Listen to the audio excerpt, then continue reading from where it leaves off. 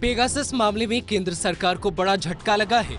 जहां supreme court में Pegasus जासूसी मामले की जांच करवाने की याचिकाओं पर फैसला सुनाया गया, अदालत ने मामले की जांच के लिए एक्सपर्ट कमेटी गठन करने का फैसला लिया। ये कमेटी सुप्रीम कोर्ट के रिटायर्ड जस्टिस आर.वी. रविचंद्रन की अध्यक्षता में काम करेगी। कमेटी को पेगासस से जुड़े आरोपों की तेजी से जांच कर रिपोर्ट सौंपने के निर्देश दिए गए हैं। वहीं अब 8 हफ्ते के बाद फिर इस मामले में सुनवाई की जाएगी। पेगासस एक जासूसी सॉफ्टवेयर का नाम है।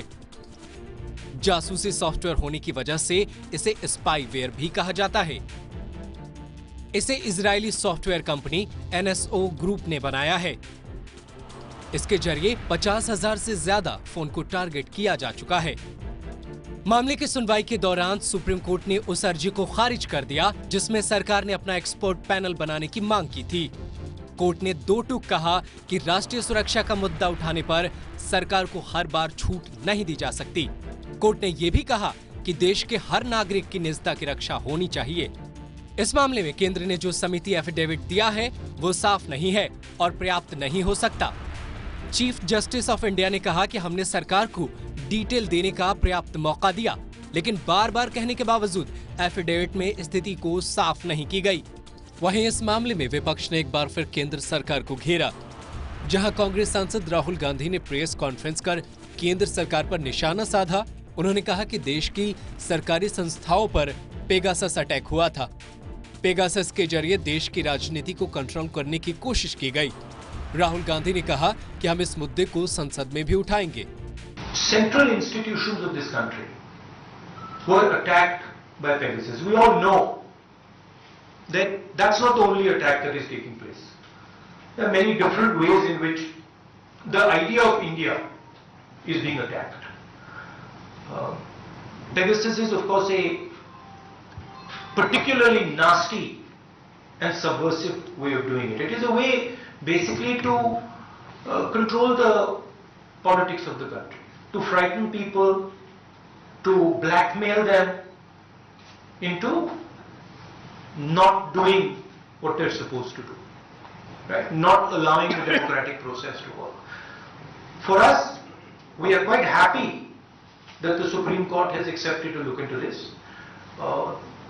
There is the institution of Parliament where we will raise this again.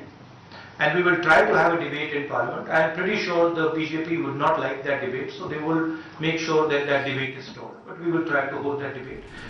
आपको बता दें, पेगासस मामले में कई पत्रकारों और एक्टिविस्ट ने अर्जियां दायर की थी। इनकी मांग थी कि सुप्रीम कोर्ट के जज की निगरानी में जांच करवाई जाए। याचिकाकर्ताओं ने यह भी कहा था कि किसी स्पाईवेयर से जासूसी करना निजता के अधिकार का उल्लंघन है। अब हम आपको बताते हैं कि भारत में ये विवाद कैसे सामने आया। दरअसल खोजी पत्रकारों की एक अंतर्राष्ट्रीय ग्रुप ने दावा किया था कि इजरायली कंपनी NSO के जासूसी सॉफ्टवेयर पेगासस से 10 देशों में 50,000 लोगों की जासूसी हुई। मामले में भारत में भी 300 नाम सामने आए जिनके फोन की निगरानी की गई। इनमें सरकार में मंत्री शामिल हैं, विपक्ष के नेता, कई बड़े मीडिया हाउस के पत्रकार, वकील, जज, कारोबारी, अफसर, वैज्ञानिक और एक्टिविस्ट के नाम भी शामिल थे।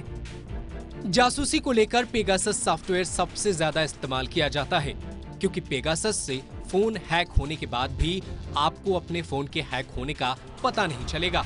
आपको बता दें कि यह पहली बार नहीं है जब पेगासस किसी देश में सुर्खियों में आया है। इससे पहले पेगासस सबसे पहले 2016 में सुर्खियों में आया था, जब UAE के मानवाधिकार कार्यकर्ता को अनजान नंबर से कई SMS मिले थे। इसकी जांच करवाने पर खुलासा हुआ कि अगर मैसेज में भेजी लिंक पर क्लिक किया जाता तो उनके फोन में पेगासस डाउनलोड हो जाता। साथ ही सऊदी अरब के पत्रकार जमाल खाशोगी की हत्याकांड के जांच मामले में भी पेगासस का नाम सामने आया था। इसके साथ ही अन्य देशों में भी वक्त वक्त पर पेगासस का इस्तेमाल लोगों की जासूसी के लिए किया गया है। हालांकि किसी भी देश में अब तक इसको लेकर कोई ठोस कार्रवाई नहीं की गई।